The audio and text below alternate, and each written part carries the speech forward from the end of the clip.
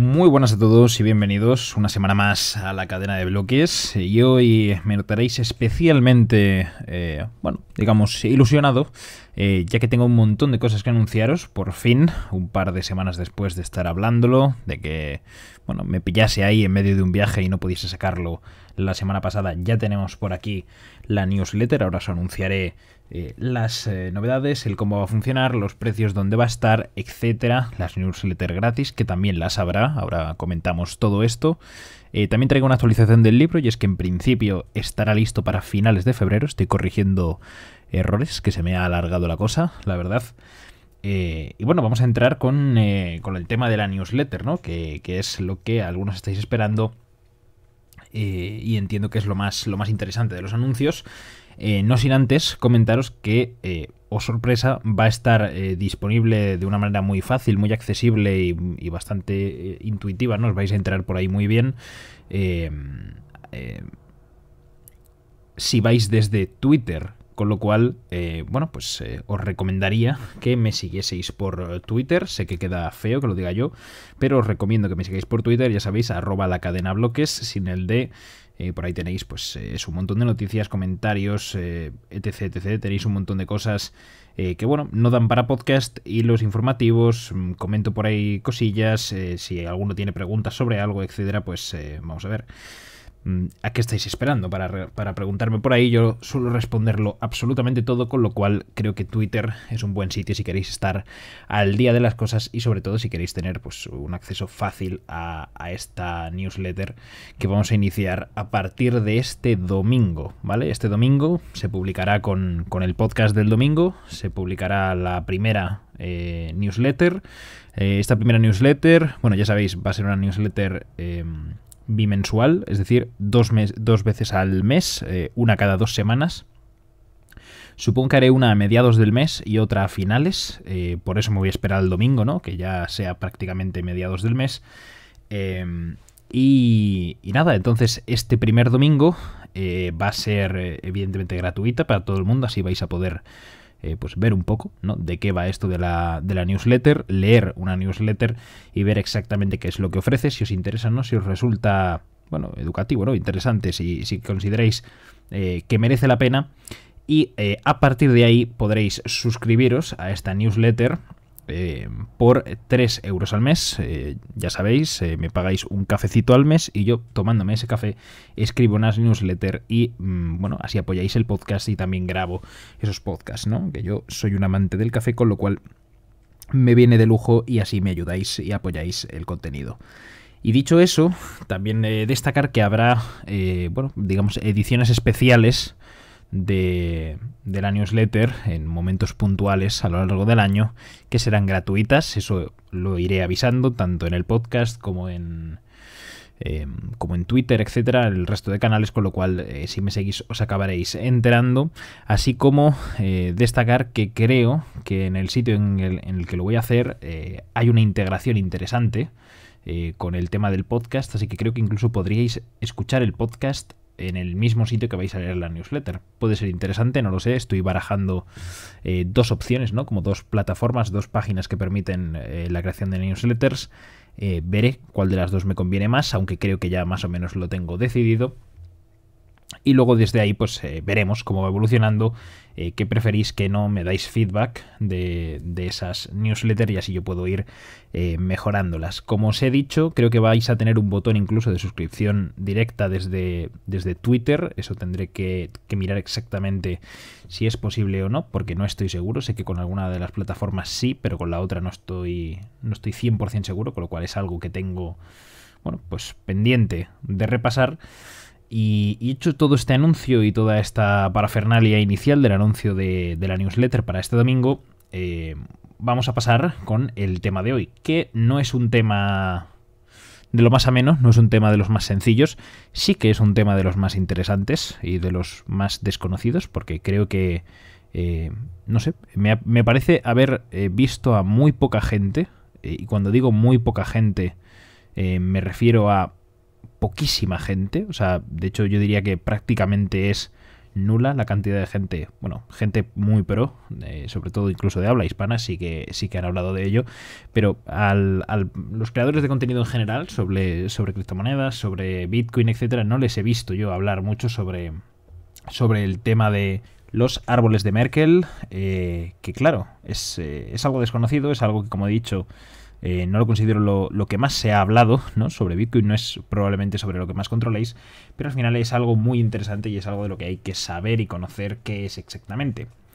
Y empecemos por ahí, ¿no? Empecemos por el punto clave de qué es un árbol de Merkle, y sobre todo qué es un árbol de Merkle en Bitcoin, porque claro, el árbol de Merkle, ahora veréis, bueno, de hecho voy a empezar por ahí. El árbol de Merkle se patenta, si no me estoy equivocando, en 1979 por Ralph Merkle, que bueno, puede que os suene alguno si estáis muy puesto en criptografía. Y es que al final Ralph Merkle es uno de los inventores de la criptografía de clave pública, es el inventor de hash criptográfica, y bueno, más recientemente pues conferencista, etcétera, ¿no? Con lo cual, como veis, si es uno de los inventores de la criptografía de clave pública, eso sonará, ¿no? Esa clave pública, si os suena. Con lo cual, bueno, es un señor que participó bueno, que ha sido uno de los inventores más importantes en este campo hace años, y todo lo que desarrolló es muy utilizado, ¿no? O tiene uno de sus mayores aplicaciones, digamos, dentro de las redes peer-to-peer, ¿no? Las redes P2P. Y aquí, en este ecosistema, ¿no? de P2P, pues lo que hace es asegurarse de que bueno, las cosas se reciben sin daños y sin ser alteradas. Ahora veremos bueno, las cosas, los bloques ¿no? de datos recibidos por otros pares, pues se reciben sin daños y sin alteraciones. Ahora veremos qué quiere decir esto exactamente en Bitcoin. Pero volvamos a dar una definición, ¿no? Una definición más exacta de qué es un árbol de Merkle, y es que un árbol de Merkle al final es como una estructura de datos dividida en distintas capas que lo que hacen es que permiten verificar de una forma relativamente rápida y eficaz la información de un conjunto de datos que están relacionados entre sí con una única raíz final, ¿vale? Esto que acabo de soltar aquí, ¿qué quiere decir? Pues lo que quiere decir es que relaciona las transacciones que entran en un bloque o a un bloque mediante la agrupación entre pares. Es decir, en Bitcoin los bloques están conectados mediante los valores hash que tiene cada cabecera del bloque, es decir, cada cabecera del bloque contiene información relacionada con lo que se llama la raíz de Merkle, ¿no? La Merkle root hash, que son pues versión, timestamp, el nonce, el target de dificultad y el hash del bloque anterior, ¿no? Esto es lo que contiene un Merkle root hash, que es como la cabeza, digamos, ¿no? Ahora veremos qué es un Merkle root. Básicamente, la base del funcionamiento de estos árboles de Merkle es el hashing, ¿no? Esta función, ¿no? Que tú coges una función, lo pasas por ahí y haces una codificación, digamos, del contenido. En el caso de Bitcoin, ¿no? Utiliza este famoso algoritmo de hash seguro SHA-256 por 256 bits, de ahí el nombre. Y lo que hace es que se realiza un hashing repetidamente hasta que solo quede un hash, y ese dicho hash es el que se introduce en el bloque y se conoce como Merkle root, ¿no? Como raíz Merkle. Básicamente, aquí lo que debemos entender, que de hecho creo que os pondré alguna imagen, ¿no? Para que podáis estar viendo exactamente a qué me estoy refiriendo, ¿no? Y qué tipo de estructura tiene un árbol de Merkle. Pues este funcionamiento, ¿no? Digamos, relacionar las transacciones y agruparlas por pares para obtener esa dirección raíz, ¿no? Ese root hash, básicamente lo que hace es estar relacionado con todos los hashes de ese árbol, ¿no? Como por capas, y verifica, digamos, todas las transacciones de una red. Sería algo, bueno, pues lento, ¿no? Verificar todas las transacciones de toda una red entera sería algo muy lento, y entonces, claro, este sistema lo que permite es que si cambias un hash de los de abajo del todo, pues cambian todos hasta llegar a la raíz, ¿no? Hasta esa root hash, ¿no? Esa dirección raíz, con lo cual lo que hace es invalidar la autenticidad de la información de todo el árbol. Básicamente, esta función es la que permite a los árboles de Merkle otorgar ese alto nivel de seguridad que los caracteriza, ¿no? Básicamente es aquello que hace que todo esto sea seguro.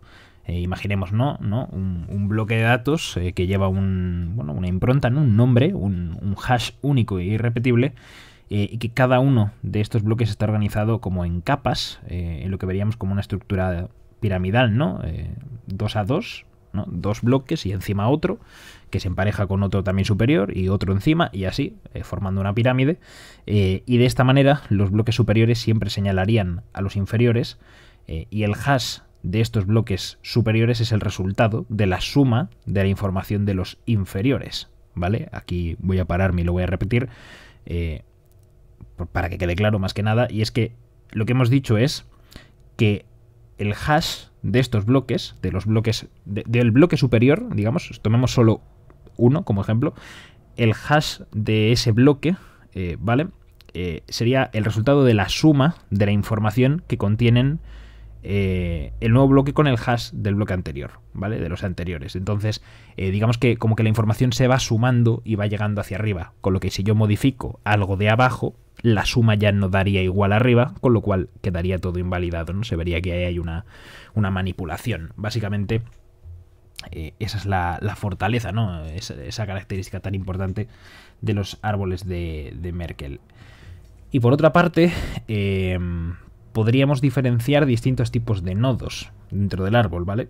El leaf node hace referencia a los nodos que contienen hashes de transacciones y son considerados como los nodos hijos, digamos, y los non-leaf nodes son conocidos como los nodos padres, y son los que contienen los hashes de los nodos hijos, por así decirlo, ¿vale? Este sería un poco como un pequeño resumen. Ahora bien, entendido qué es un árbol de Merkle y más o menos cómo funciona, aunque no es un tema del todo sencillo, ¿qué beneficios, ¿no? ¿Qué nos da este árbol de Merkle aparte de lo que ya hemos visto? Pues básicamente lo que hemos dicho de que nos permite validar la integridad, ¿no? de todo ese conjunto de datos de una manera eficaz, y además algo muy importante, y es que ocupa poco espacio en el disco en comparación con otras estructuras de datos. Al final, tengamos en cuenta que de los árboles de Merkle en el white paper de Bitcoin original, que si no lo habéis leído os lo recomiendo encarecidamente, os recomiendo que leáis el white paper, tenemos ¿no? Se habla de árboles de Merkle en el apartado 7 de este white paper de Bitcoin, en el apartado de recuperación de espacio de disco, ¿no? Que esto ya nos da una pista de lo que estábamos hablando, ¿no? Que al final son estructuras de datos que ocupan muy poco espacio en comparación a otras, con lo cual estos árboles de Merkle lo que aportan es una estructura de datos eficiente y ese ahorro de tiempo para verificar la integridad de los datos, es decir, la integridad de los datos se verifica muy rápido, con lo cual